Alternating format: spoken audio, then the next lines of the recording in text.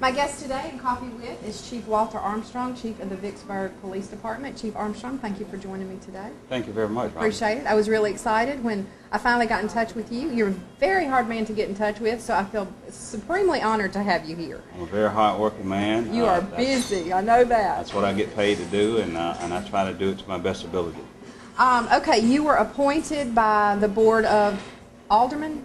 By the Board of Mayor and Aldermen, okay. July 10th, 2009, I came to work for the city of Vicksburg. As the chief? As the chief. And what were you doing prior to that? I had a 25-year stint with the Mississippi Highway Patrol where I served as a state trooper, working in various departments in the Highway Patrol, enforcement, administrative. I ended my career after 15 years of administrative work at the patrol headquarters in Jackson, Mississippi. I had additional 3 years of leave time, so I got out of there with 28 years of service. Wow. Yes. You don't even look old enough for chief. Hey, it's all in the water I drink. I actually brought some with me. Got proof in the water. Well, hey, I need to go buy some of that. Okay, so tell me what your focus is, what your responsibilities are as the chief. I mean, I don't even really know what to ask you. Tell me what you want us to know. The thing is, law enforcement, something I've done all of my life. I had a 3-year stint as an emergency medical technician. I got an associate degree in criminal justice and wound up with a master's degree in secondary education. So had an opportunity to go to the Mississippi Law Enforcement Officer Training Academy in January of 1984. Got accepted in trooper school at age 22. Law enforcement is a lifelong ambition of mine, and I got a chance to fulfill that. Absolutely. The 2 jobs I wanted. I wanted to be an emergency medical technician. I got a chance to do that. Had quite an experience in doing that. My first week on the job, I actually had to deliver a baby, and I was scared to death, but I managed to do it at 20 years of age. So.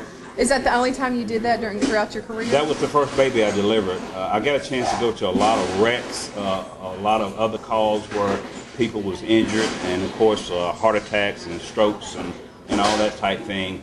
I was the emergency medical technician in the back of the ambulance. I was in charge. At that time we had an EMT in the back, and we had a driver that was actually driving the ambulance. So got a chance to do a lot of things during that time. But my entire career has been dealing with, in a lot of instances, emergency type situations, helping people.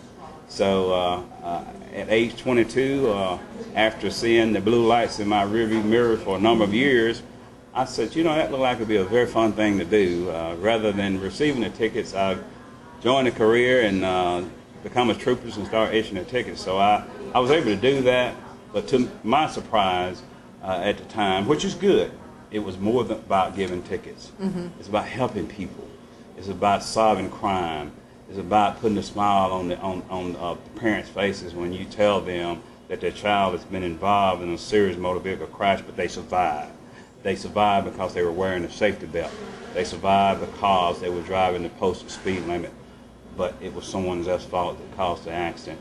So got a chance to work enforcement on the highway patrol for 12 years, and then I would start doing other jobs in the highway patrol. I guess the most memorable things that I had an opportunity to do, I had an opportunity to attend the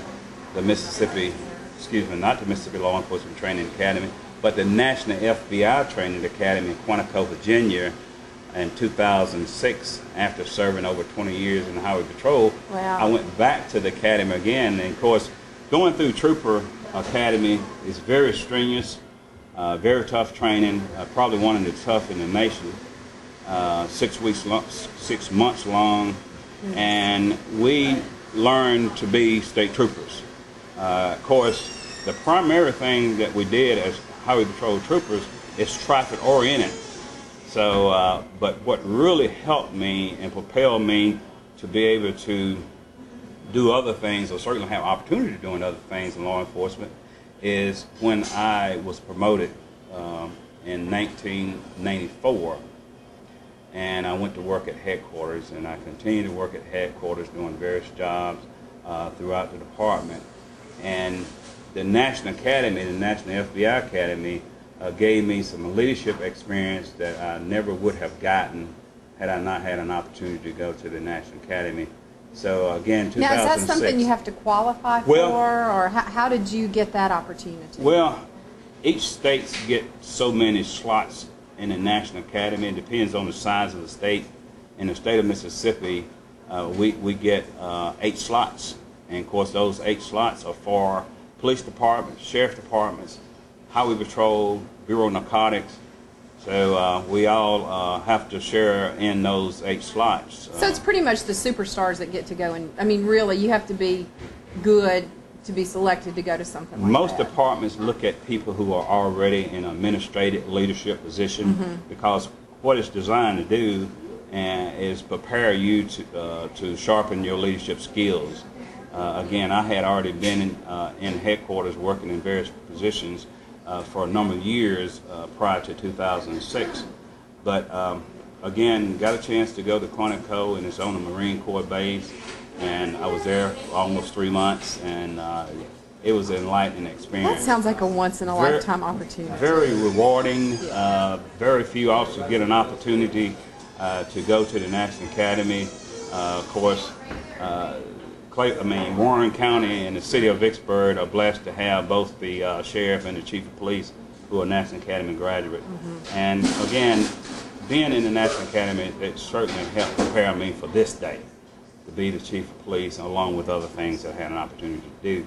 But again, from a law enforcement standpoint, particularly the police officers here in this city, it is our job to keep the citizens safe, to make sure that we have the adequate number of police officers out on the streets and patrolling the streets and doing the things that we do.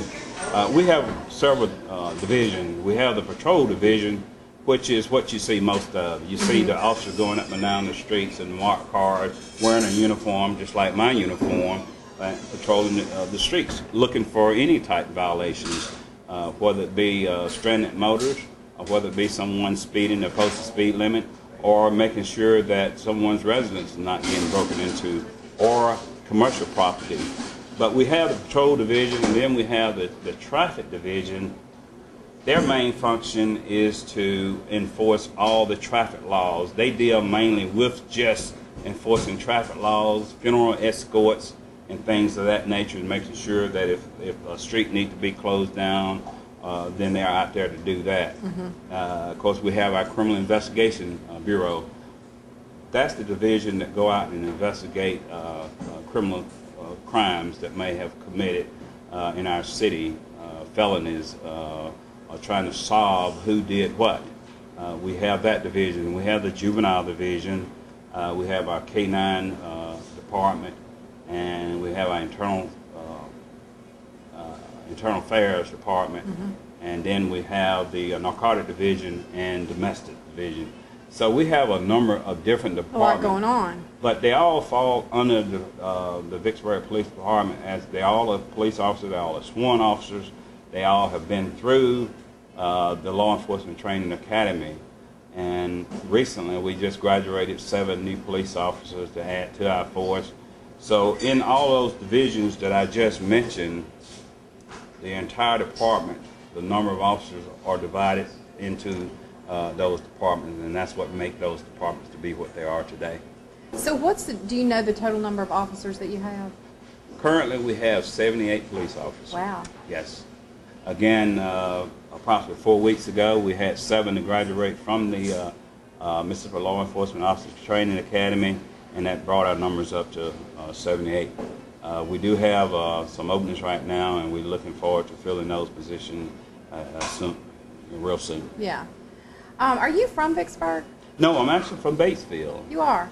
Mississippi? Right. Batesville is about 45 miles south of Memphis, Tennessee, right off Interstate 55. I know exactly where Batesville is. Right. I've spent too many nights there. But the way I, the way I wound up down here in South Mississippi, when you graduate from the State Troopers Academy, they'll assign you to where they want you to work. The only thing that's guaranteed is that you'll work somewhere in the state of Mississippi. You won't know exactly where your orders are going to send you to until approximately a week or so of graduation. They'll give you your orders. You open them up, and you'll see for the first time where you're going. I opened my orders up, and they said Port Gibson, Mississippi. I was hoping that I would wind up back in North Mississippi, but the good Lord had something different for me. So did you live in Port Gibson? Or I lived in Port Gibson. That was my first duty station. Uh-huh. I moved from Batesville to Port Gibson, where I lived for 12 years, and then I relocated to Warren County. So you've been in Warren County quite a while. I've been here for a while. You call it home, right? Oh yes, this is home away from home. I get a chance to go to North Mississippi a few times a year. I was there for Christmas. My mom still lives up there. Yeah. Lives in Senatobia, and I got other siblings up there in that area. So it gives me an opportunity to have a home in two different locations. Yeah. So I just look forward to going home, but at the same time, I look forward to being back down here because, you know, the thing is that all of my adult life has pretty much been working in law enforcement and working in South Mississippi. So I have gotten to know the people down here in this area. I've learned that they are very kind, easy to get along with, and I just look forward to every day getting out, going out, doing the things that we do as police officers for this city. Well, you have a great team. I know that from firsthand experience. There are, and I'm sure you don't know this, but there are many mornings that I go to my office, sometimes kind of early, and many times one of your officers will pull up in the parking lot and sit there and wait on me till I get in and get locked up. And I don't call and ask for that. I certainly would never expect that. But it always really strikes me as caring that somebody would be driving by and offer that to me just really out of the kindness of their heart, because it certainly, I wouldn't imagine that's one of their duties as a police officer. Well, you know the thing, Robyn, is that we can't prevent all crime from happening. We certainly try. So although they might be there, pull up while you are reporting work, but throughout the night, our officers are riding around checking commercial properties to make sure that when the store owners close the door at night, that when they get back the next morning, the door is still going to be on the hinges, and no one has broken in and taken all their good. However, sometimes we do have burglaries. You know, we only have X number of officers, and we live in a city with over 25,000 citizens. So obviously, the number of officers that work in the shift can't be everywhere at the same time. So having said that, what we try to do as police officers is to spend our entire shift patrolling the streets of this city, making sure that the citizens are kept safe, making sure that the commercial properties are not being broken into, and if they are, we certainly try to figure out who did what. Right. That task can be very difficult at times, and that's where a lot of times the citizens' involvement becomes so important. We have a pretty good track record on solvability in terms of our cases and so forth, but much of that credit goes to the citizens. We are only as good as the citizens we serve. We serve some good citizens. We serve citizens who are very concerned about their safety, and they should be. So having said that, a lot of our crimes are solved because of citizens' involvement, and a lot of would-be criminals, their activities are spoiled before it starts because someone sees what's going on and they give us a call. Need to go somewhere else, right? Absolutely. Not here. We don't need that. We got a good thing going on. They're not welcome here. They are not. This community is no different than any other community. We do have things happen, but it's our job to make sure that people are not committing crime at will. We want them to know that there are consequences. We have had, and I've been here almost 2 years, we've had about 7 or 8 major drug roundups since I've been here, each time arresting sometimes as many as 7 or 8 people at the time. And we've had several arrests, individual arrests, where sometimes we arrest one or two at a time. Most of the crime are driven by drugs. A lot of people who are in prison today are there because the crime was driven by drugs. They were breaking in someplace to get money or get items to sell in order to purchase drugs. Not all of them, but most of them.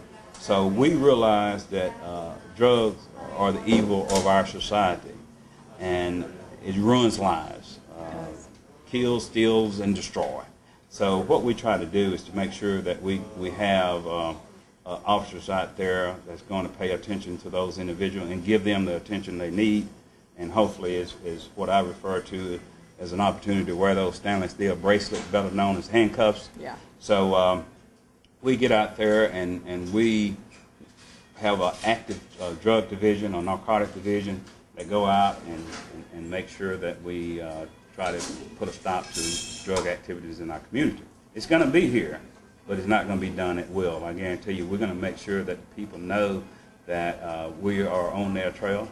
And for those who have not been arrested that's peddling drugs, they're on our radar screen, and in just a matter of time, we're going to pull their number. That's what I like to hear. So many times we get citizen complaints about drug activities in their neighborhoods, or they may see something that's not in their neighborhoods. And when they call us, then that certainly put us on alert about what's going on. And we follow leads, all leads, no matter how small or how large that might be. But having said that, that is the way we are able to build a lot of cases. Community involvement. No one should want drugs sold in their community. Right. Because when you have drugs sold in your community, it's certainly going to bring down the value of your community, and not to mention the fact that it's putting that entire community at risk of being shot, killed, or at risk of someone breaking into your homes, because, as I mentioned earlier, drugs are there to steal, kill, and destroy. Right. And that's what it's all about. So we certainly encourage the citizens to always feel free to give us a call. Everything's going to be kept confidential. We're bound by that. We just need their information, and we're going to follow lead. Another thing that the citizens can do, if there's a problem in their neighborhood, call 911. Call them and let the 911 dispatcher know that they don't need to be contacted, but they need officers to come to that particular street or that area and check on whatever the problem might be. Mm-hmm. So therefore, when the officer shows up, they don't need to go to the resident that made the call, because that's not where the problem exists. They need to go and deal with the problem and see if there is a problem. So the citizens need to know that that's something they can request when they call 911. We answer over 5,000 calls a month. Matter of fact, for the month of March, we answered 5,595 calls. Now, these are all type calls, anything from a tree being across the road to someone's dog that's been hit that's lying in the roadway, to gunshots being fired, or someone's property has been broken into. I also realize as an officer that it doesn't matter whether or not someone's window's been broken out or something has been stolen from someone. That person's been violated, and that person's been just as violated. Doesn't matter what the case might be, and we realize that. And so what we try to do is to make sure that we do all we can within the scope of our duties to make it good, mm-hmm. and bring some closure to whatever the case might be with those individuals. Well, Chief Armstrong, this has been so interesting, and like I said earlier, you have a great team of police officers. They're visible in the community.